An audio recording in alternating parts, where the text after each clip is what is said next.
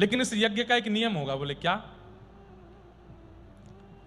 यज्ञ के लिए उचित स्थान ढूंढा जाएगा और लंबी दूरी खोद करके हल से यज्ञ के लिए उपयुक्त बनाई जाएगी।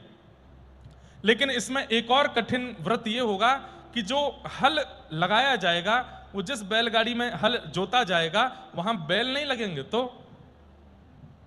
आपको और श्री सुनैना महारानी, आप दोनों को वृषभ के रूप में वहां लगना पड़ेगा।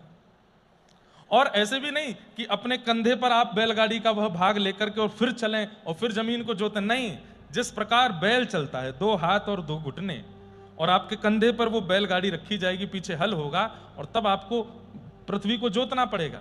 उसके बाद जुती हुई उस पृथ्वी पर फिर यज्ञ होगा। यज्ञ से फिर पर्जन्य भगवान प्रसन्न होंगे, तब पर्जन्यो भगवान इंद्र, फिर इंद्र आकर के मेघमालाओं के द्वारा वर्षा करेंगे, जमीन उपजाऊ होगी और धीरे धीरे करके भुखमरी जो अभी फैल गई है, अकाल जो पड़ गया है, ये नष्ट हो जाएगा। लेकिन इसके लिए आपको थोड़ी ये तप जैसा करना पड़ेगा। क्यों? जितना श्रेष्ठ तप उतनी जल्दी क्रिया की सफलता होगी। जब देव देखेंगे कि राजा वृषभ को ना लगा करके स्वयं लगा है, तो देवताओं का हृदय भी करुणा से भर जाएगा।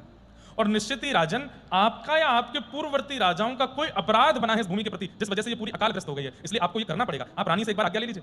जनक महाराज जी अपनी पत्नी से जाकर के बोले, देवी ऐसे ऐसे हमको हल जोतना है भूमि पर जहां यज्ञ होगा, पर जुताई के लिए वहां बैल ना लग के मुझे और आपको लगना पड़ेगा और ऐसे चलना पड़ेगा। आप राजी हो? कैसी योग्य पत्नी है। बंधुओं, पत्नी वह श्रेष्ठ है जो भगवत भजन, भगवत भक्ति, भगवत यज्ञ अनुष्ठान में आपकी सहायक बनती हो।